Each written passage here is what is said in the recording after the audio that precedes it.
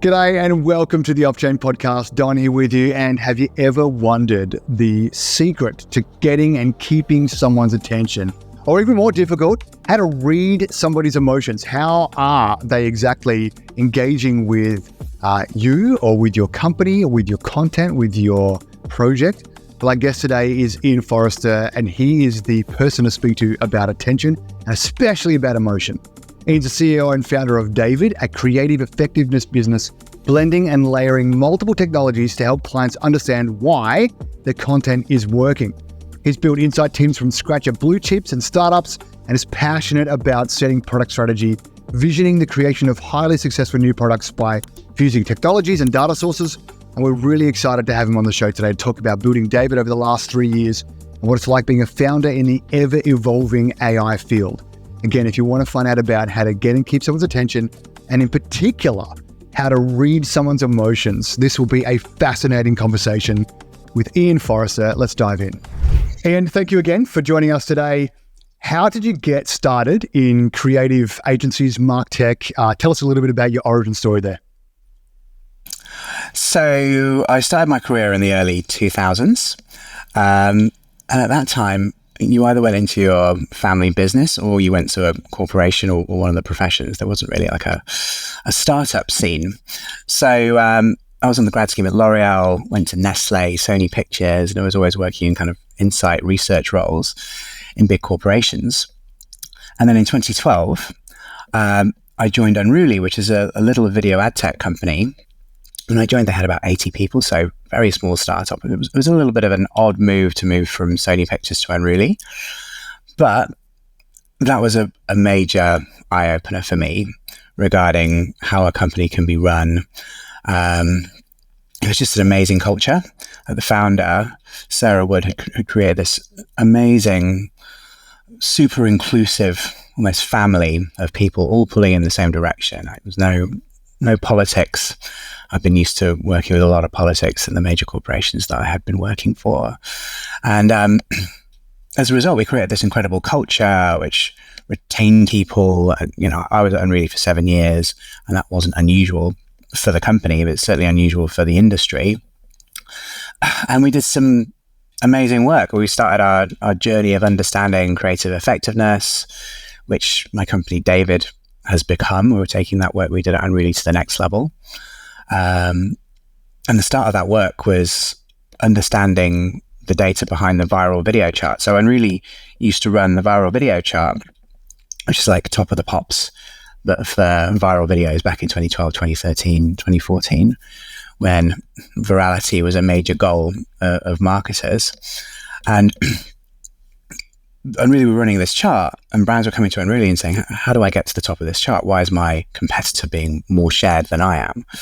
And so we did a bunch of work around understanding the data that underlay the viral video chart, i.e.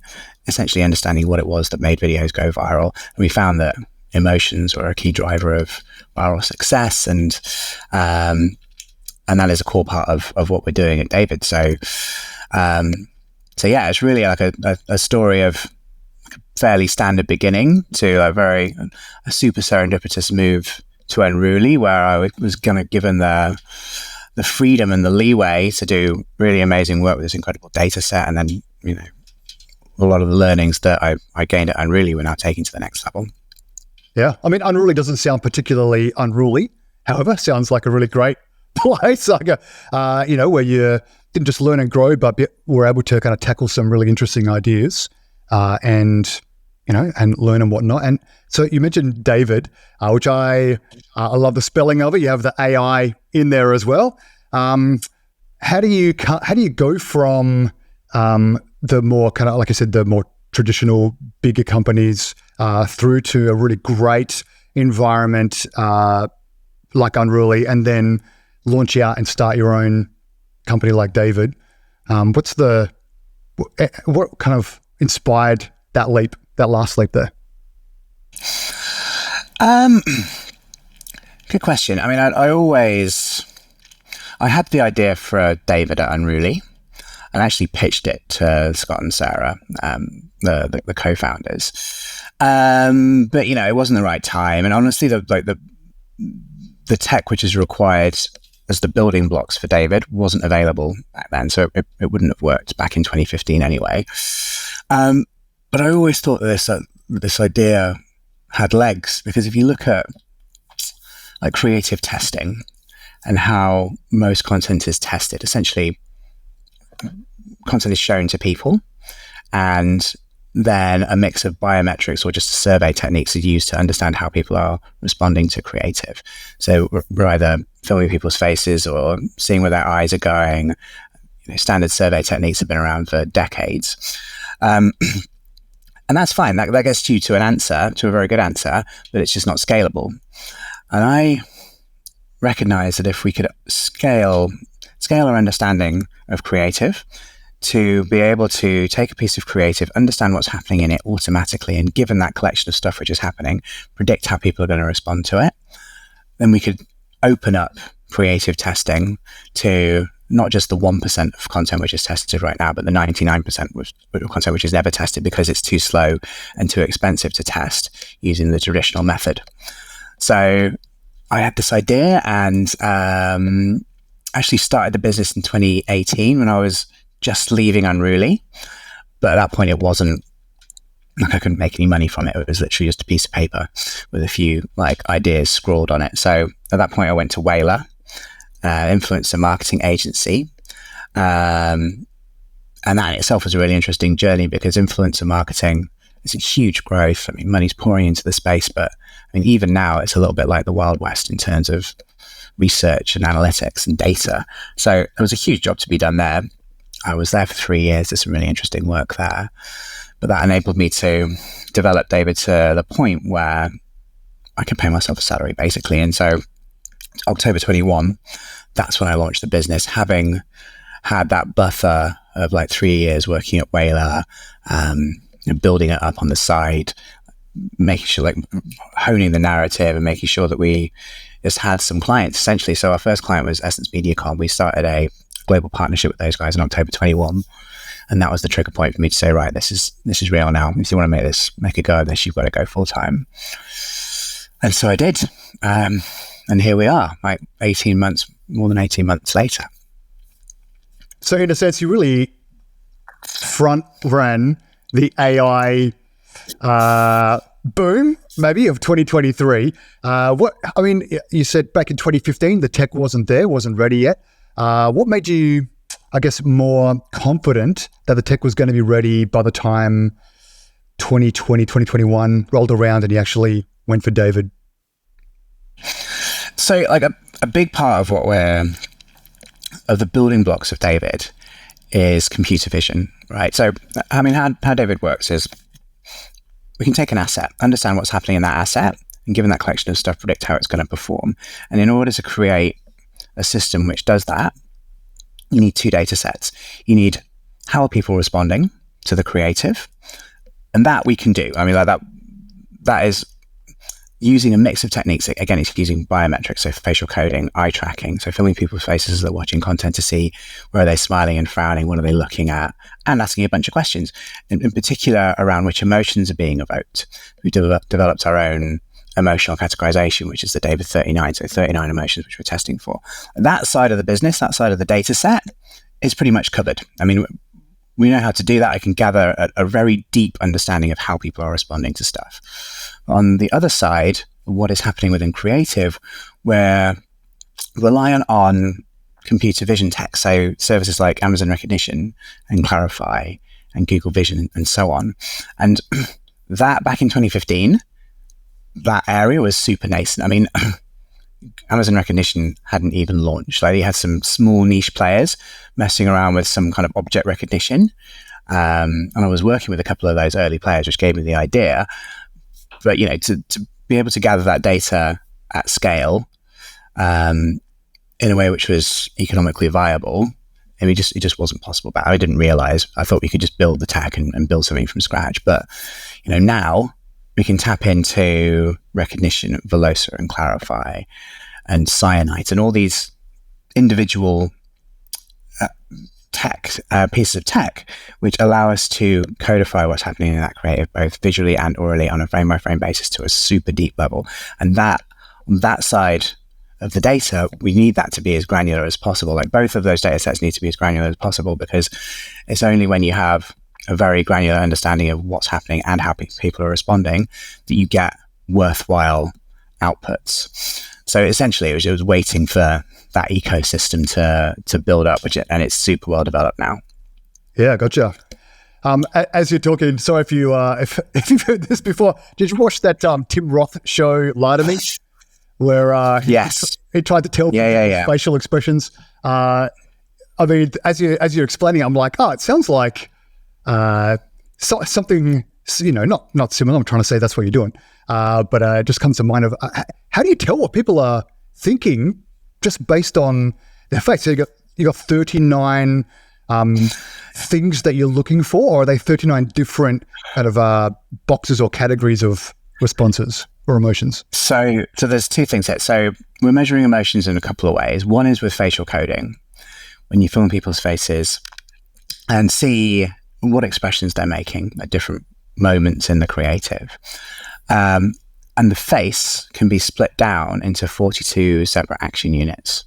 So it's things like lip purse and eyebrow raise and so on. And you can combine those individual expressions or micro expressions to macro expressions. So and there's the classic, it's called the Ekman 6. So this guy called Paul Ekman discovered 6 universal expressions, which most countries in the world show upon given certain stimuli, so disgust and surprise and smiles.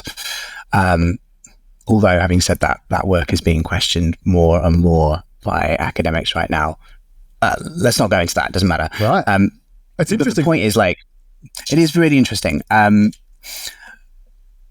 point is, and a deep foundation of DAIVID is academia. And again, I got this from Unruly. So Sarah and Scott, the founders of Unruly, were academics, and they were very, very keen on bringing the latest thinking from academia into the business, which is a very, very unusual thing. I mean, even now it's a very unusual thing, but certainly back in 2012, it was totally unheard of.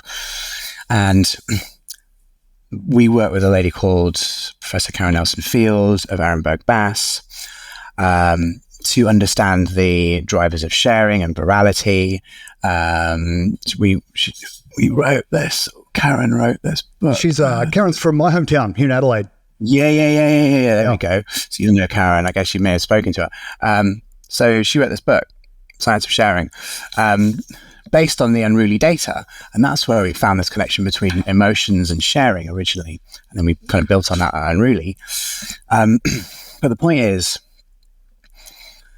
academia is like a treasure trove of super interesting research and the latest thinking on what constitutes an emotion and how emotions are made in the brain, and how emotions can be moderated and controlled for mental health. And there's this huge body of work which industry frankly knows next to nothing about, and we're bringing that thinking into the business. So one was the use of facial coding, but taking facial coding, the best parts of it, and leaving some of the bits which are being disputed. So the cool thing about facial coding, I'm sorry, I'm massively digressing, but basically the real power behind facial coding is its ability to pinpoint the moments which are working or not emotionally, because broadly speaking, you can see if someone's smiling or frowning, like it's a positive versus negative affect.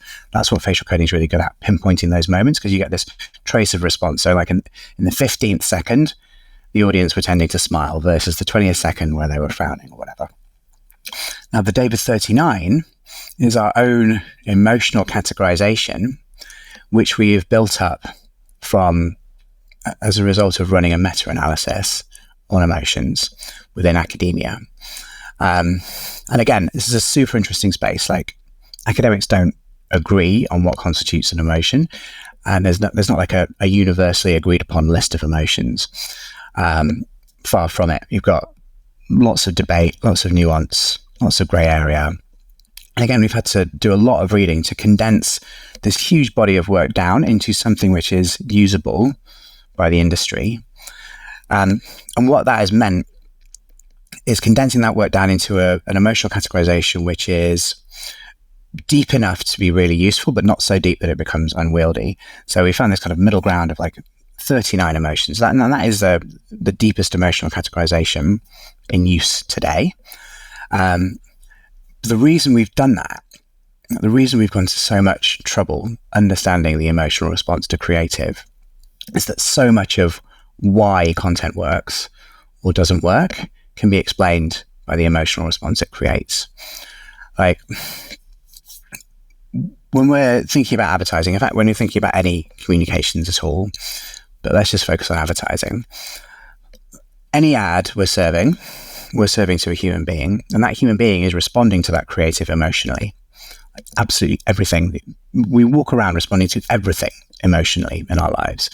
But mostly our emotional responses are kind of a middling, right? You walk around on your average day, and you go through your daily tasks, and your emotions are anywhere between like a 4 and a 6 out of 10 in terms of intensity. It's just like, kind of middling. And most days come and go with that kind of middling emotion, and therefore they're forgotten. Like they meld into the background, because we as humans are programmed to remember stuff and act on stuff which is important. And by important, I mean likely to keep us alive. And our bodies tell us what's likely to keep us alive by giving us these emotional responses when either something really good happens, which we want to happen again, or something really bad happens, which we want to avoid. And so humans are programmed to think and remember stuff in that way. Like, we remember those spikes. So if something really brilliant happens to you today, let's say you win the lottery, you're going to remember that day for the rest of your life. Equally, if I go out and get bitten by a raccoon or something, I'll also remember that for the rest of my life, but then for the wrong reasons, right? And that's how we work. We don't remember everything that happens to us. Like, our brain's like, that's something you should remember because it made you feel a certain way. It's like Maya Angelou said, people remember how you made them. They won't remember what you said or what you did. They remember how you made them feel. Exactly the same way. So this is how advertising works. Like, if you can... The problem with most advertising is that from an emotional point of view, it's just a bit average, right? You watch an ad and you're like, oh yeah, that was okay. You don't feel a negative response to most ads. You feel a positive response, but it's like a 4 or a 5 out of 10. The issue there is 2 seconds later, you've forgotten that ad, and therefore you're not going to change your behavior. So the effectiveness process which we've developed is, first of all, you need to capture attention. Then you need to evoke an emotion, an intense positive emotion, because that is what creates a memory structure. So you remember it, and when you remember it, you then act on it. That's going to change your behavior. But if you're not doing the emotions right, you don't create the memory structure, and people are not going to change their behavior. So Matt, sorry, I've gone off on a massive tangent there, but essentially that's how the journey has come, because we learned all this stuff at Unruly, and I'm just at the academia about the emotions, and now we're just kind of pulling all this together with new technology to automate the process so that we can deliver attention and emotions data at scale to our clients. All right. So, man, there's so many threads in there that I'm really keen to pull on. Let's go for emotion preceding memory structure preceding behavior. How, obviously that's helpful. that's what's the kind of standard way people are doing it now? So if this is something that academia knows about, or even if there's disagreement, but industry doesn't know about or isn't utilizing so far, what's the current trend, or what's the current go-to? I always say that industry does. People know about this relationship in industry, because you've had facial coding companies around. They've been around for 10 years, talking about emotions, and you've got companies like System 1 in the UK. They've been banging the emotional drum for a long time. They were pioneers in this space. They've done some great work, and the likes of Kantar and Nielsen have kind of brought emotions because they've seen that there's a bit of a bandwagon. They brought it into the fold a little bit, but it becomes quite nuanced. But essentially, sometimes when companies test for emotions, they're not really testing for emotions. They're testing for things which are deemed to be emotions, but that they're not emotions. And so there's kind of this mix of emotions and creative attributes, and it's just a bit of a hodgepodge. And so that was why it was really important for us to start with a blank piece of paper and build the DAIVID 39 from the ground up based on the latest academic thinking. Because the issue is with your classic companies, one of their problems is that they've got a bunch of legacy stuff that they've been doing for years, and they've collected all this data. So they've got 20 years worth of norms, which are based on that data set. And, they can't turn around and say, oh, actually, collecting that data there's not really much point because it's the wrong data to collect. They'll never say that. So they have to keep on carrying on what they did, then also keep on adding stuff to it. And this becomes this kind of hodgepodge of stuff, which is not really relevant. Most of it is not, the data which they're collecting is not really fit for purpose. And so this is why when we started the business, we had a blank piece of paper and built it from the ground up. Like, what data should we collect in order to answer this question best? But the fundamental part of all of this is that even if you're using a company which is collecting emotional data, like, brands are doing this for a very, very small percentage of their creative. It's like the Super Bowl ad, or the big marquee piece of content which they're going to put a bunch of money behind. That's their big TVC. And so 99% of creative is not tested before it goes out into the world. And so, because it's just not using these traditional techniques of showing content to people, asking a bunch of questions, then producing a report. It's slow. It takes at least 2 weeks, anywhere between $5,000 and $15,000 to do it. And so you can only apply that technique to a very small percentage of your creative, whereas there's this huge pool of creative which none of that ever applies to, and which brands are pumping out on a daily basis.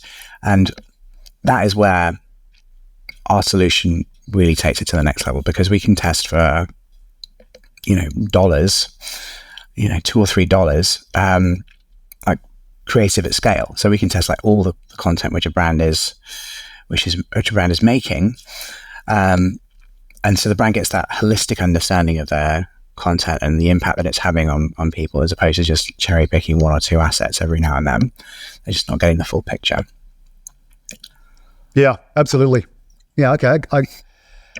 So in that case, where is the technology coming into play? So how come this is possible now and not 10 years ago, for example? What is the AI part of DAIVID? So one is the computer vision side, which we spoke about, and that the fact that industry has developed to a super high degree. So it's cheap and accurate to send lots and lots of content to these computer vision APIs and just return the results. But the thing which we're adding at DAIVID is the layering of those. So DAIVID is all about the layering of multiple technologies together, right? So we create this innovation stack, which is totally unique. So, we don't try and create our own computer vision tag. Google are doing that. We're not going to compete with Google on object recognition. That would be insane to try, obviously. We don't need to, because they've developed it. So, we use Google, we use Amazon for certain things, and IBM, and some load of niche players in the space as well. So it's the layering of those. So not just plugging into one, but the layering of them gives you a much deeper and more holistic understanding of what's happening within creative. And then you build on top of the raw outputs and do your own categorizations and aggregations as well. And then on the other side, you have this combination of facial coding, eye tracking, and survey to understand how people are responding. And that's your training data set, right? So whenever we build an algorithm, so every country that we operate in has its own algorithm, like its own prediction models, because every country, like you can't take a US algorithm and apply it to Japan. Sure. It's just simply not going to work. You've got to have a Japanese training data set. So, we're gathering this training data in Japan. We're showing content to people in Japan and understanding how they're responding to it. And then the DAIVID system, the AI, is connecting these two data sets and saying, okay, every time we see a little boy wearing a flat cap with like black face and like a little broom in the UK, we see feelings of warmth because it's like a little chimney sweep, and it reminds people of Dickens stories where there are cheeky chimney sweeps and whatever, right?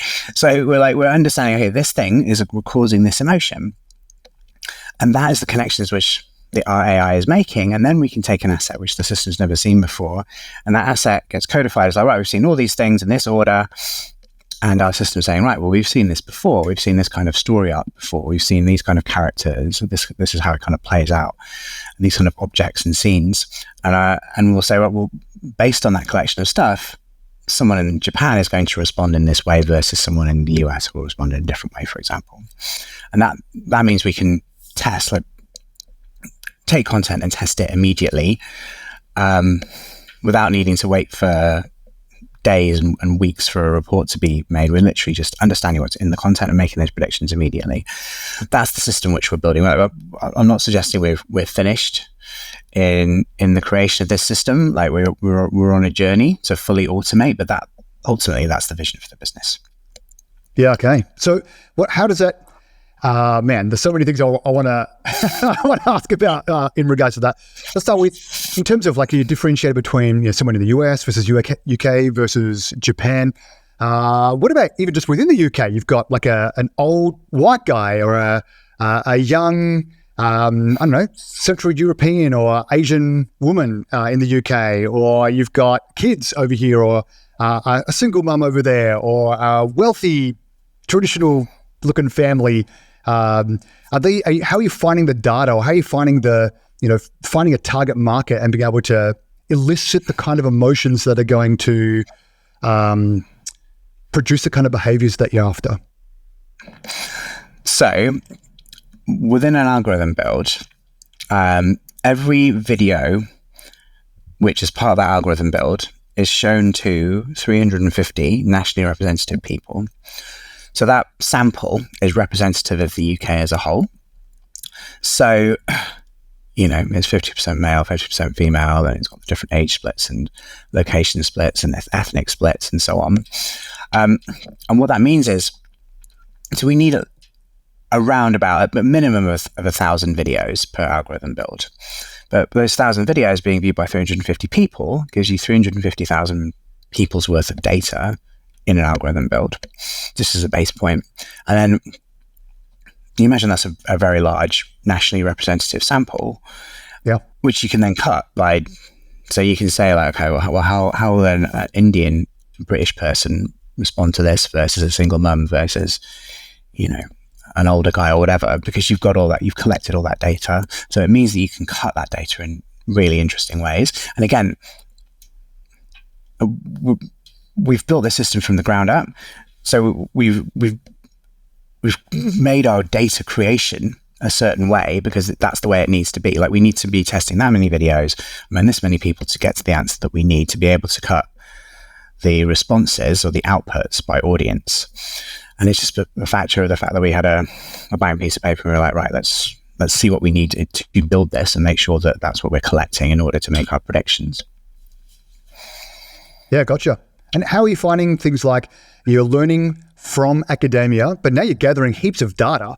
I'm imagining you're also feeding back into academia, or like you mentioned, the 6 universal expressions. How are you finding, as you're rolling out across different nationalities and different groups of people, how are you finding these things? Are they being challenged or reinforced, or how are you not just benefiting from academia, but perhaps inputting as well? Great question. So we've got a couple of academics on the team. So Professor Michael Frechner is very much involved in what we're building. We've also got Lizetta Maka, who we've just hired from Ralph Lauren, who's a PhD as well. To this point, we haven't fed back in that we haven't partnered with the university because there's two things, right? Academia is amazing in certain ways, but it also has a certain process. So we do this a lot with Unruly and also at Whaler, actually, like working with academics and providing them with data. And it's a really happy marriage because you've got loads of smart people who are gagging for data to work on. The data which universities tend to have tends to be not particularly deep, and they're not swimming in money, so they can't go out and generate large data sets. But we're sitting on a really interesting data set, and we were Unruly and at Wayland, so we would pass that data to the academic team who have some hypotheses they want to test, and they go through the process of analyzing the data and then writing their papers and getting it peer reviewed and so on. The thing is, that process, the academic process, takes like at least 2 years, from hypothesis to writing to peer review. Like, it takes forever, because academia, you have to go through certain, it has to be kosher before it's published. Like, yeah. Kosher means, peer reviewed, because there's a process you have to go through. And so it takes a long time. And it's worthwhile because you get the guys working on these problems for you, and you can take their learnings before they've even published, because they've produced really good work, which is certainly good enough for industry publication. And so, yeah, it's interesting that you mentioned that. Like, now we've collected sufficient data to be able to partner with a university. It hasn't been our focus for the last year and a half, because honestly we've been on a revenue drive and we just need to get money through the door. But now that we've got a more stable footing, like, working with a university is something that we're very keen to do, to just give our data to them and see what can you find. It's more of an exploratory thing, as opposed to like this is the product we want to create and we're going to go out and create it in 3 months, because that's what we need for us to survive as a startup. It's a much more kind of long and lengthy exploratory process when you work with a uni, but really valuable. Yeah, gotcha. I'm wondering as well, how long does this computational process take? So I'm thinking, for example, Apple come out with their AR glasses or goggles. How long until something like DAIVID could be integrated in something like that? And then I'm walking around, and based on the input data from people's faces, I can get a little readout saying this person is feeling sad, or this person did not enjoy that joke you told, or so, I mean, the facial coding company, so bear in mind, we're not a facial coding company, right? Facial coding is just one of the things that we use to build what we do. But the facial coding companies are working on those kind of integrations, particularly there's a big application of their tech in autos, where they're kind of reading drivers' faces to see if they're angry or frustrated, if they've fallen asleep. The idea being to take control away from them of the car if they're not in the right emotional state to be driving, for example. I'm not sure about Google Glass. If that's an interesting application, I guess they're probably thinking of it. But like our wider application is in like the broader understanding of how to motivate behavior change, right? Like, our starting point is advertising, because that's our heartland and that's where all of our contacts are, and that's what I've been working in for forever. But actually, the system we're building is a system which understands how to evoke emotions among people, and in so doing, to affect behavior change. So that's obviously a really powerful system which can be used with all kinds of applications. And so that's what we're pretty excited about, like using this technology, not just for advertising, but actually to affect positive behavior change in the world. Like, we've got a very deep purpose at DAIVID as well to, again, I'm going off on a bit of a tangent here, but to use the power of the world's advertising machine to affect positive change in the world around mental health in particular. So there was a lady called Barbara Fredrickson who wrote a book called Positivity. She's one of these positive psychologists, another professor who I'm very keen to work with at some point, actually.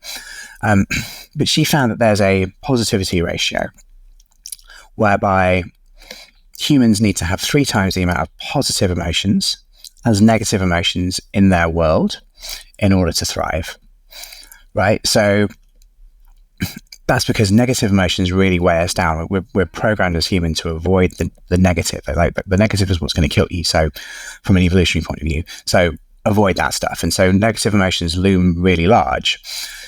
And most people actually, excuse me, most people have a positivity ratio of positive to negative about 2-1. So they have more positive in their lives than negative, but not enough to outweigh the negative. So if you can up that to 3-1, then you thrive.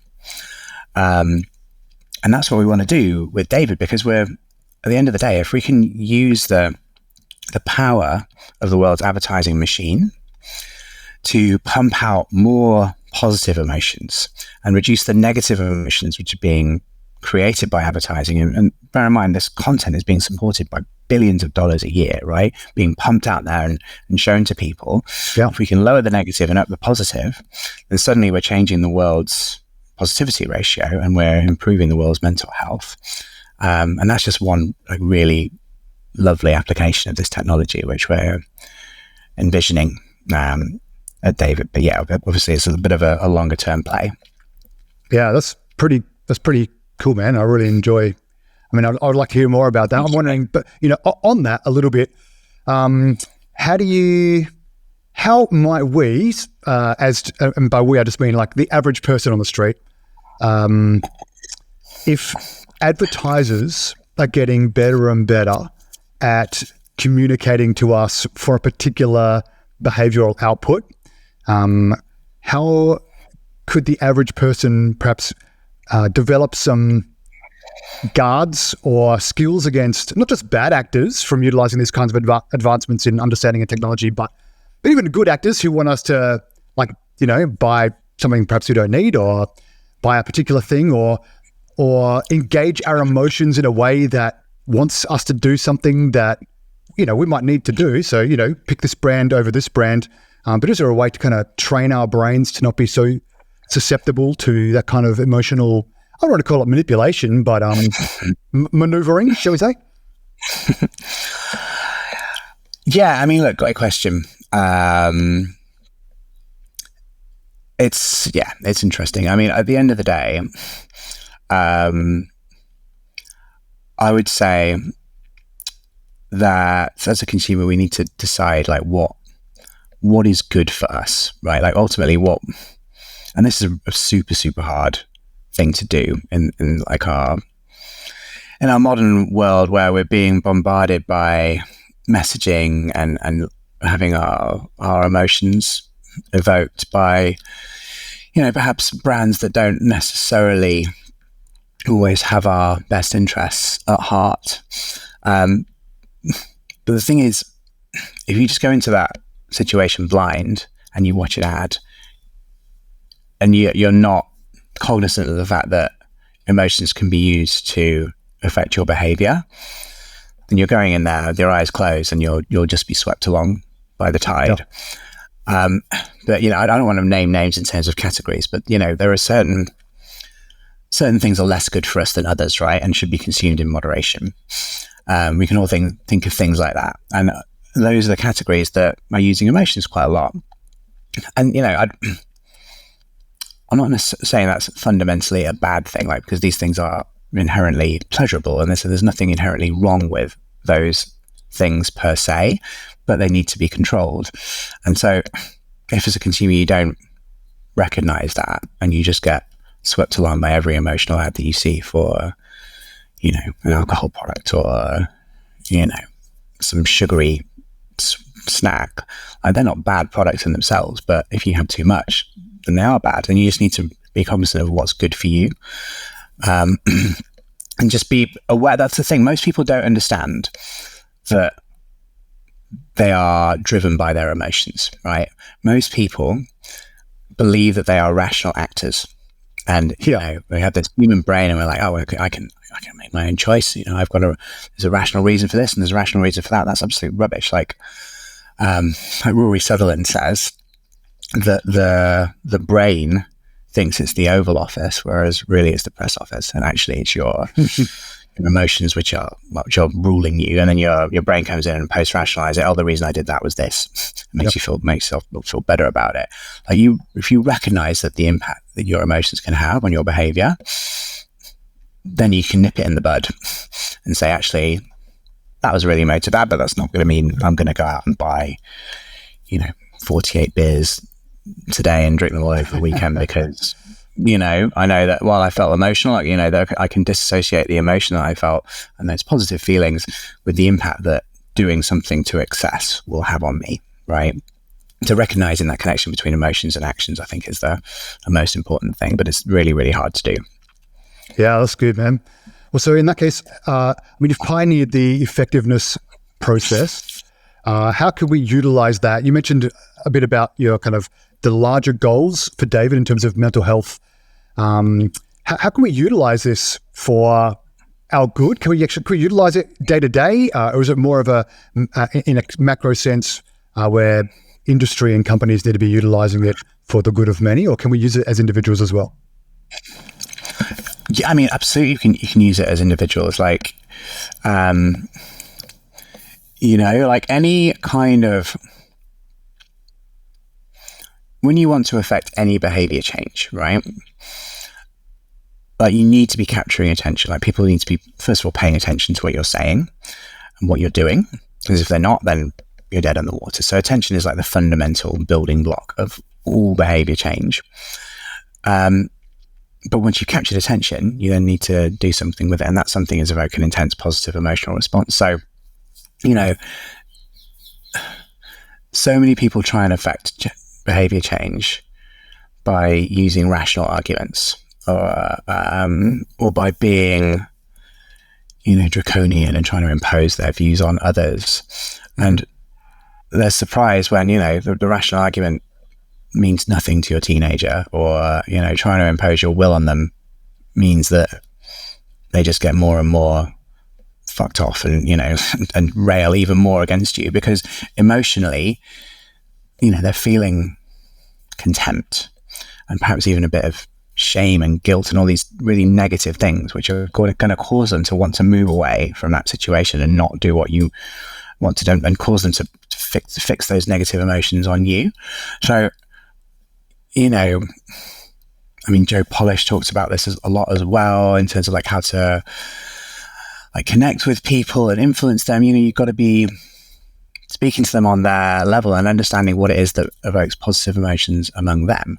And that can be very different from one person to the next. But as soon as you recognize that, what is going to make this person feel, it doesn't have to be like overjoyed. And there are lots of positive emotions. This is where DAIVID 39 comes in, around like it could be relief or calmness or amusement or nostalgia or pride or inspiration. There's loads of ways that there's lots of emotional routes you can go down, but that is how, on a day-to-day basis, you're going to influence your boss or your team or your kids or anyone you have to influence. You start with that point of, I need to connect with this person. I need to understand what they need, have empathy and understand what's going to evoke a positive emotion among them. Which if you can do that, then, the behavior changes you're trying to affect kind of follows. And that can be used that can be used for good and bad, right? Like there are actors within the world who know how to do this and are very charismatic and manipulative and do this as a matter of course without any regard for the benefits or otherwise to the person that they're applying these techniques to.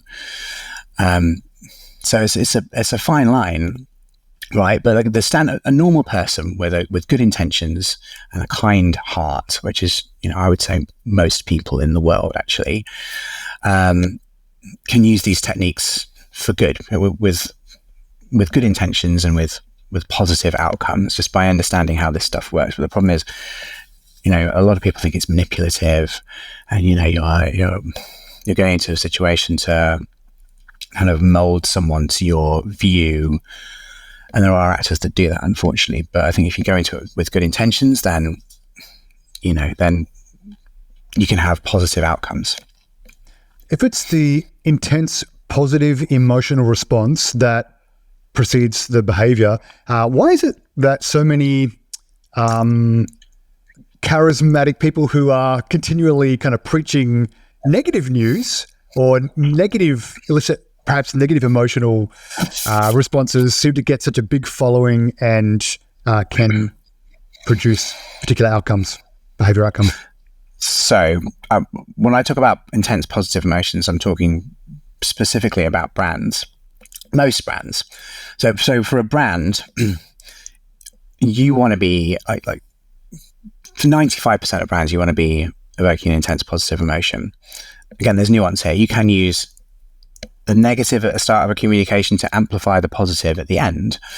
And some brands have a role to play in evoking negative emotions. So some brands can shock or disgust, like Domestos, or Lysol, or kind of a cleaning message. I remember there was one Domestos ad where you flush the loo, and it had this computer generated version of all these germs spraying around the room and stuff and going all over your toothbrush, right? Okay, so but that's a Dettol ad, the bleach. Clean your toilet and this won't happen. They can shock, and that's good for them. But most brands shouldn't really play in that space. Governments with, health warnings and, smoking cessation stuff, and that can be shocking. But we're talking about commercial brands here. When, the likes of Donald Trump have, X million followers on Twitter, they're so sensationalist. And the problem is, like I said earlier, negative emotions are super, super powerful because we're all, as humans, we've evolved to fixate on the negative because that's what keeps you alive, right? Any situation when you're walking around and living in a cave, like staying away from the saber-toothed tiger because it mauled your family, is like, you remember that. And so that's where we're all these apes running around in nice clothes, living in nice houses, but you've got these millennia old brains which are fixating on the negative. And this is why the news is so powerful. It's why people watch the news, they're filling their heads with this negativity. It's just so worrying. And oh my God, and they know that it sells stuff. Negativity sells stuff. It gains followers. It gets eyeballs because we're all programmed to look at this stuff. But personally, I very rarely watch the news because I just don't think that there's no benefit comes to me from filling my head full of negativity for half an hour. And some people are like, oh my God, you don't watch the news. I'm like, no, I know what's going on. I follow current affairs, but I don't sit there and have my head filled with this negativity. I don't read newspapers because again, it's just they're sensationalist and, because that's what sells. So yeah, there's a distinction between and both are powerful and can be used to affect behavior 100%. But from a brand's point of view, you should stick to the positive most of the time. Gotcha. And I mean, that also might be part of the solution to the problem that I posed earlier, which is how do you kind of build up some self-defense to this kind of stuff, or actually going to the good sources of information and avoiding sources of negativity perhaps is one of those. You've got to manage that, your own personal positivity ratio, right? You've got to manage it. This book, Barbara Fredrickson Positivity. Tell me I've got it. Yeah. This one here. I recommend this to anyone. Any of your listeners. Super cool. I mean, half the book is the research and the foundations, and then the other half is how you can manage your positivity ratio, very practical pieces of advice. But essentially, it's about reducing the negative and upping the positive, right? How can you reduce the negative? Well, avoid stuff that makes you feel bad. Simply, don't watch the news. Limit time with people who don't have a good impact on you.